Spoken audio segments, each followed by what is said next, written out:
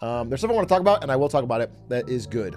Some interesting stories. One of which, we've probably mentioned this before, but it's crazy how stark it is. Zoomers don't drink, bro. Zoomers just literally don't drink. A lot of stats, like almost straight edge level. Like they barely drink. I'm sure they smoke. I'm sure they vape. I'm sure we smoke weed. But when it comes to actually drinking, it's like way down. It's like shockingly down. This whole thing was about how America in general is growing wary of alcohol consumption dropping.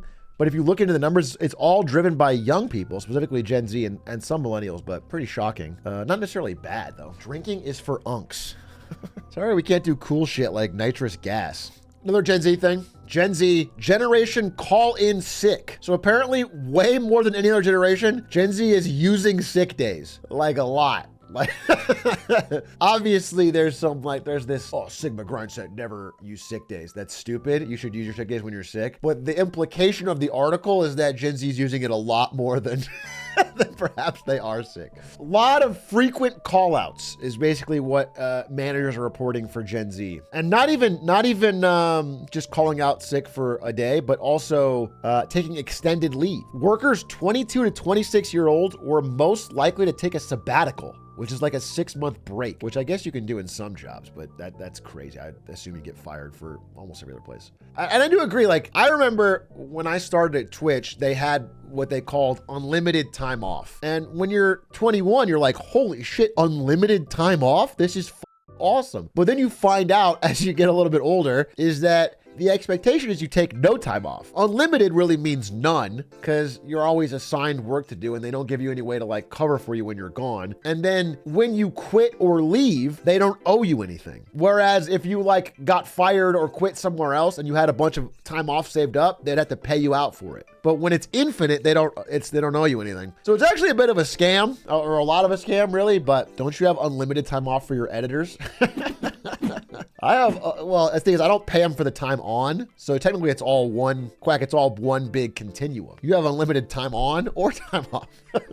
But what's funny is I remember this at Twitch because especially in 2014, like it's a different economy. Everything's nicer. Everyone's easy money. They don't care. And some people would take advantage of it and just take like 3-month vacations.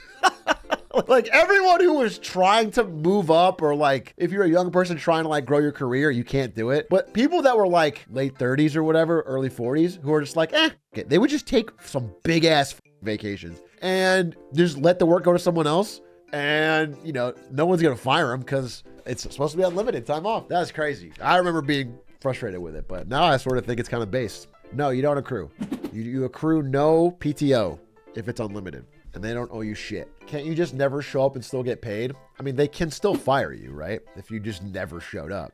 But yes, the idea is that you could take a big vacation. But it also said, and this could be, you could tell me the reasons for this. And this whole article came from like looking at different job-related habits of different generations. And one thing that was interesting about Gen Z was like they are, even when given the choice, are more likely to go into the office than stay remote if they have the option, which I thought was interesting. I guess it's because they probably want to get, I don't know, more FaceTime or maybe it's a loneliness thing, or maybe it's I don't know, but like obviously in general, remote's kind of based and most people want it, but it seemed like Gen Z had more of an interest in not doing it. Sometimes you want to keep work at work. I do think that's kind of based. You know, actually, listen, I think remote work, there is some downsides, right? And I think going in person is cool, except for the commute. I think if we had walkable cities and like people lived near where they work and it wasn't so expensive, I think people wouldn't even want remote work for most places. The problem is the commute sucks. Everyone hates commuting. Commuting is just miserable. It's so shit. Like I had no problem going in to work at NVIDIA, but I would prefer remote there because I hate driving in traffic for an hour or whatever and then having to return home at rush hour. It sucks ass. There's nothing fun about that. Sounds like liberal cuck socialism. That's actually so based. You're right. I actually think what we should do, I know that adding one more lane would solve all of our traffic problems. I think we should reduce a lane. That way you have to get up earlier to grind your way through the traffic, you know? Make people work a little harder. I think we should have single lane highways. Single lane. I think everything should be an Elon Musk underground boring tunnel, and it should take 7 hours to get to work, and right after you end work, you should start the commute home. We have a culture that glorifies overwork as an indication of commitment. It's another good quote from this article. I agree. Again, I really hate the idea that number of hours in a seat is an indication of how hard you're working or how effective you are. That shit's obviously horseshit. And the idea that you could game it and like do fuck all during the day, but you're there when the boss leaves. So it like looks like you're the hardest worker. It's just bullshit. It's like results should matter at some day. At least half the workday is lost on God. Yeah, exactly. 100%. 100%. You just can't lock in 8 hours a day, every day on anything that requires thinking. I definitely feel like there's a pressure to overwork. Don't look like a lazy young person. I bet there is. I think that's probably one of the things pressuring Gen Z to be in the office and to like show face. And because I think there's a worry that they want to, you know, a lot of jobs are like first in or last in, first out. You know, if you're the one most recently hired, if there's a downturn, maybe you'll be the first to be fired. And people are obviously trying to avoid that. Get a government job, baby. Bro, everyone is.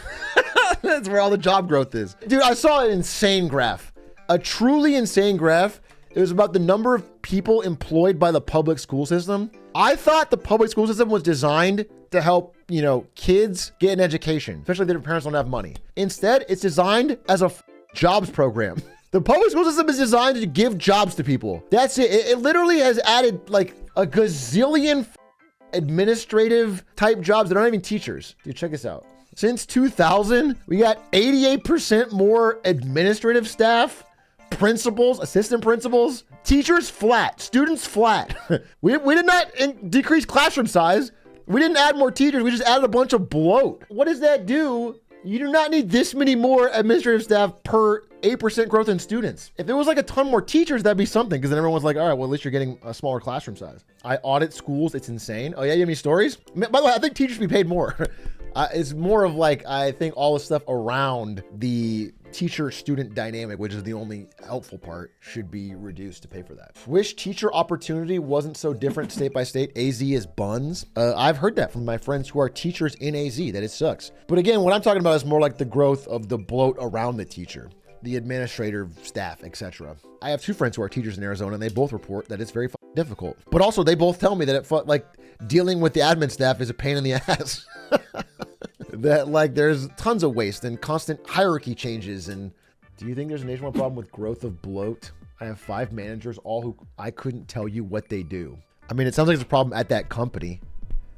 The end result of saying everything's bloat is you get like Elon Musk level layoffs at every company. So I'm not really on your side generally. I don't think we need to fire every employee at every company, but I agree in general that there's useless jobs, that corporations actually produce useless jobs. Because if you think about the power structure of it, it's like if you are a manager in a corporate pyramid, a corporate hierarchy, you are rewarded by how many employees you have underneath you. So there's an incentive to constantly grow teams bigger than what they need to be to do a task. You always want to, if you need 5 people to do the job, you'll ask for 10. Because if you manage 10 people, you're going to get a bigger bonus. You're better likely to get promoted. It's just the way it works. I think it's one of the things that frustrated me the most about working in corporate America was the way individual contributors have a very hard time growing and reaching high levels of the corporate environment. It's basically all about managing more and more people and finding the ways to become a bigger manager. And it's frustrating a little bit. Yes, this is exactly right. This is the incentive. Again, I don't expect if you work at a company and you're a manager at Pepsi or whatever, why the do you really care about Pepsi? Like, it's not your life's goal to make Pepsi the best company ever. Your goal is to get promoted. You want to make you and your family more money. I don't blame people for doing that.